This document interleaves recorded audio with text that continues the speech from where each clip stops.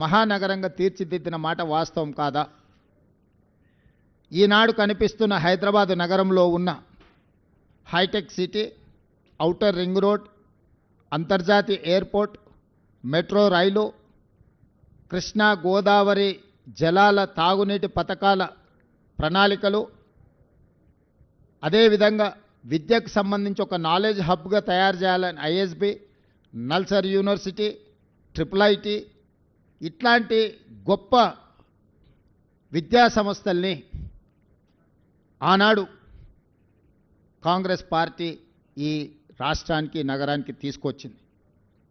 ఎక్కడ కూడా వివక్ష చూపించకుండా తెలుగుదేశం పార్టీ ఆలోచనలో అవసరమైన అభివృద్ధిని ఆ 10 సంవత్సరాలు కాంగ్రెస్ పార్టీ కొనసాగించడం వల్ల ఈరోజు అంతర్జాతీయ ప్రమాణాలతో కూడుకున్న నగరంగా 16,000 కోట్ల రూపాయల మిగులు బడ్జెట్తో తెలంగాణ రాష్ట్రాన్ని చంద్రశేఖరరావు గారికి అప్పచెప్పినాము.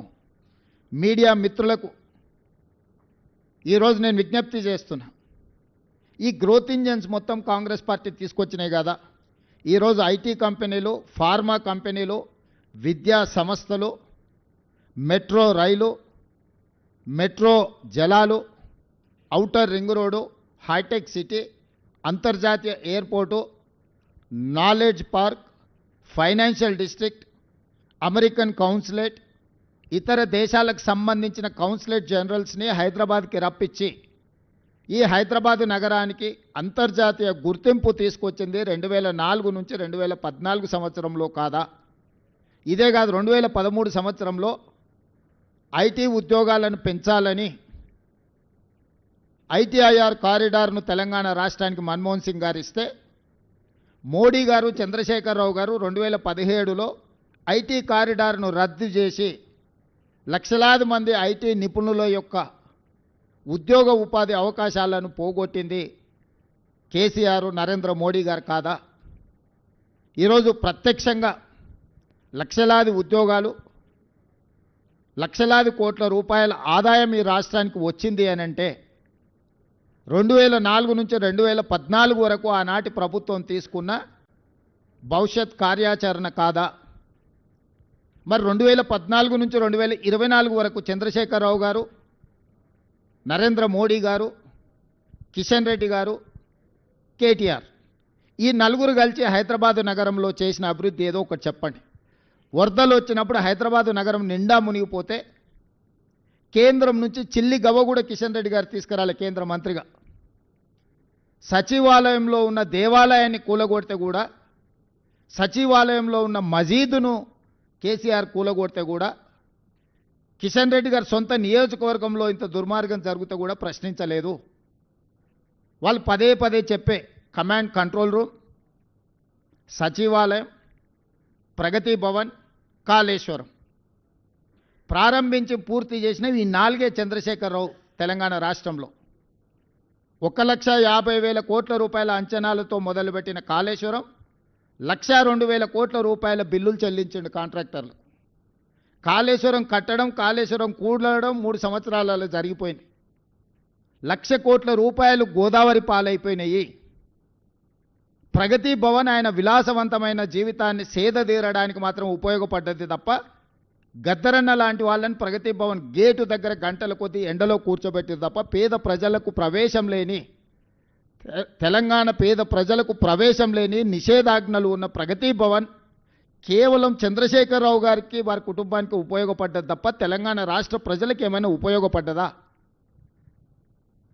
ఈరోజు మేము కట్టినమని చెప్పుకుంటున్న సచివాలయం ఉమ్మడి రాష్ట్రానికే పరిపాలనను అందించి 23 జిల్లాలను దాదాపుగా 10 కోట్ల ఉమ్మడి రాష్ట్ర ప్రజలకు పరిపాలన అందించిన వసతులున్న నిఖార్సైన ఉమ్మడి ఆంధ్రప్రదేశ్ సచివాలయాన్ని కూలగొట్టి 2,000 కోట్ల రూపాయలు ఖర్చు పెట్టి కట్టిన సచివాలయం కేవలం కొడుకు రాజకీయ భవిష్యత్తు కోసం వాస్తును సరిదిద్దడానికే కూలగొట్టి కొత్తది నిర్మించిండు.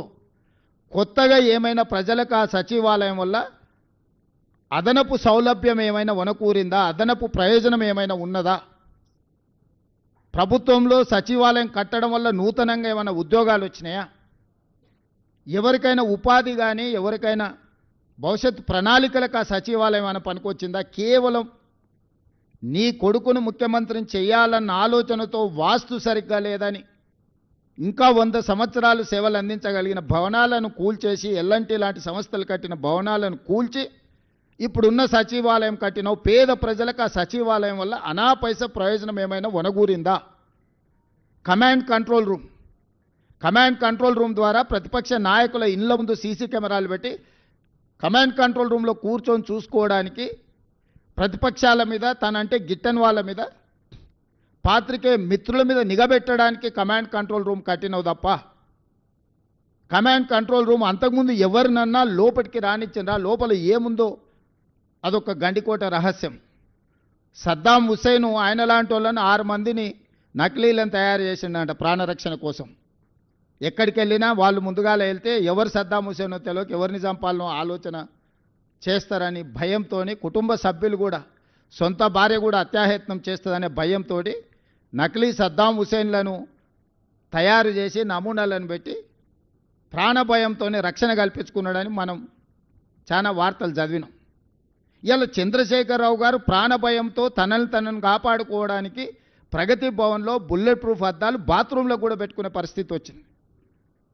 ప్రతి వాళ్ళ మీద నిఘబెట్టాలన్న తొంగి చూడాలి ప్రైవేటు జీవితాలలో అని తండ్రి కొడుకుల ఆలోచనతోటి టెలిఫోన్ ట్యాపింగ్ కానీ లేకపోతే కమాండ్ కంట్రోల్ రూమ్ కానీ కట్టినరు. రైతుల కోసం 1 కోటి ఎకరాలకు నీళ్ళు ఇస్తామని చెప్పి 1,00,000 కోట్లు ఖర్చు పెట్టిన కాళేశ్వరం కూలిపోయింది. ఈ 10 సంవత్సరాలల్లా ఈ తెలంగాణ రాష్ట్రానికి ప్రయోజనం చేకూర్చే విధంగా ఏ ప్రణాళికలైనా కేసీఆర్, నరేంద్ర మోడీ గారు, కిషన్ రెడ్డి గారు, కేటీఆర్ గారు చేసిండ్రా? పోల్చి చూడండి. 10 సంవత్సరాల మా పరిపాలనను పోల్చండి, 10 సంవత్సరాల వాళ్ళ పరిపాలనను పోల్చండి, విశ్లేషించండి. మీడియా మిత్రులు మీరు పూర్తిగా ప్రణాళికబద్ధంగా ఒక్కొక్క డిపార్ట్మెంటుని అగ్రికల్చర్, ఇరిగేషన్, ఎడ్యుకేషన్, మున్సిపల్ ఇట్లా ఏ శాఖకు ఆ శాఖకు విడదీయండి. ఏదైనా ఒక ప్రణాళికతోని వీళ్ళు ఏమైనా వ్యూహరచన చేసిండ్రా?